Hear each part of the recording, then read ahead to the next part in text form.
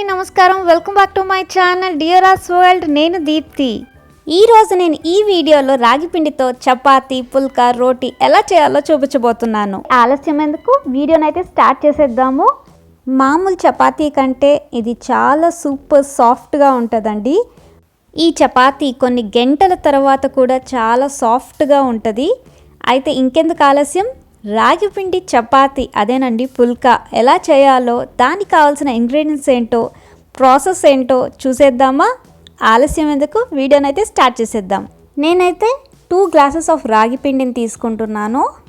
రాగులు అనేది మన హెల్త్కి చాలా మంచిది, చాలా బెనిఫిట్స్ కూడా ఉన్నాయండి. ఇలా 2 గ్లాసెస్ ఆఫ్ రాగి పిండిని తీసుకొని ఇది పక్కన పెట్టేసుకుందామండి. ఇప్పుడు స్టవ్ మీద ఒక గిన్నె పెట్టేసుకుందాము. దీంట్లో అయితే 2 గ్లాసెస్కి నేను 3 గ్లాసెస్ ఆఫ్ వాటర్ యాడ్ చేస్తున్నాను. అంటే 1 గ్లాస్కి 1.5 గ్లాస్ వాటర్ యాడ్ చేసుకోవాలి. కొంచెం కల్లుప్పు యాడ్ చేస్తున్నాను.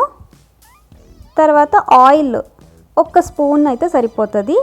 ఇప్పుడు మూత పెట్టేసుకొని ఇలా వాటర్ అయితే బాగా బాయిల్ అవ్వాలి. ఇప్పుడు సిమ్లో పెట్టేసుకొని మనము రాగి ఫ్లోర్ని దీంట్లో యాడ్ చేసేసుకుందాము. అలాగే పైన వేసేసుకోవాలండి, మనం మిక్స్ చేయకూడదు. ఇలా వారు మూత పెట్టేసుకోవాలి. ఒక 15 మినిట్స్ తర్వాత స్టవ్ ఆఫ్ చేసేసుకోవాలి. ఇలా మనకి ఎక్సెస్ వాటర్ ఉంటే కన్నా కొంచెం పక్కన పెట్టేసుకుందామండి. ఇలా ముద్ద కవ్వంతో కానీ ఏదైనా కర్రతో ఇలా కలుపుకోవాలి. మనకి ఇలా వాటర్ తక్కువ అనిపిస్తే మనం ఇప్పుడు యాడ్ చేసుకోవచ్చు. ఫస్టే మనం అంతా వాటర్తో మిక్స్ చేసామనుకోండి జార్ అయిపోతుంది. సో కొంచెం వాటర్ పక్కకు తీసి పెట్టేసుకొని కలుపుకోండి. లేదు తక్కువ అనిపిస్తే కన్నా ఆ వాటర్ కూడా యాడ్ చేసేసుకోండి. ఇలా ముద్దలాగా రావాలి.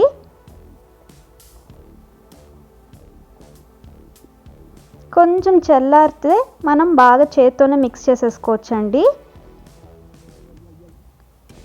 ఇలా మనం రాగి ఫ్లోర్ని బాయిల్ చేసేసుకున్నాం కాబట్టి మనకి చపాతీలు అస్సలు ఇరగవు. నేను మిగతా వాటర్ కూడా యాడ్ చేసేసుకున్నానండి. నాకైతే వాటర్ సరిపోయింది. ఇప్పుడు బాగా మిక్స్ చేసేసుకుందామండి. కొంచెం చేయి తడుపుకుంటూ రాగి పిండిని బాగా మిక్స్ చేసేసుకుంటే ఇలా ముద్దలాగా వచ్చేస్తుంది. ఇలా బాగా మిక్స్ చేసేసుకున్నాక మనము చపాతీ లాగేనండి, ఇంకేం లేదు ప్రాసెస్. మనం చిన్న ఇలా బాల్స్ లాగా చేసేసుకొని మనం చపాతీని మామూలుగా ఎలా రుద్దుకుంటామో అలాగే రుద్దుకోవాలి. కొంచెం రైస్ ఫ్లోర్తో అద్దుకుంటూ ఇలా చపాతీలాగా రుద్దుకోవాలి. అంతే, మనకి అస్సలు ఇరక్కుండా వచ్చేస్తుందండి. ఒకేసారి ఒక 2-3 చపాతీలు చేసుకున్నాక కాల్చుకుందాము. రాగి పిండితో చేసే రెసిపీస్ మనం రెగ్యులర్గా తీసుకోవడం వలన చాలా మంచి బెనిఫిట్స్ ఉన్నాయండి. పిల్లలు బాగా బలంగా పెరుగుతారు. పెద్దల్లో కాల్షియం డెఫిషియన్సీ రాకుండా ఉండాలంటే రాగులు మనం ఎప్పుడూ రెగ్యులర్గా తీసుకోవడం మంచిది. రాగి పిండితో చాలా రెసిపీసే చేస్తారండి. మన ఛానల్లో కూడా నేను రాగి దోశ చూపించున్నాను. ఆ వీడియో చూడాలంటే మన ఛానల్ని ఒకసారి చెక్ చేయండి, లేకపోతే నేను లింక్ అనేది డిస్క్రిప్షన్లో ఇస్తాను. ఇంకా రాగి పిండితో మనం చాలా రెసిపీస్ చేయొచ్చు.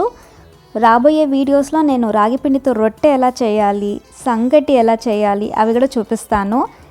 సో మనకి హెల్తీగా ఉండాలి, మనకు ఆరోగ్య సమస్యలు రాకుండా ఉండాలి అంటే ఇలా రాగులు అనేది మనం రెగ్యులర్గా తీసుకోవడం చాలా మంచిది. వీడియో ఇక్కడ దాకా వచ్చారంటే నా కంటెంట్ మీకు నచ్చినట్టే కదండి. అయితే చాలామంది చూస్తున్నారు కానీ సబ్స్క్రైబ్ అయితే చేసుకోవడం లేదు.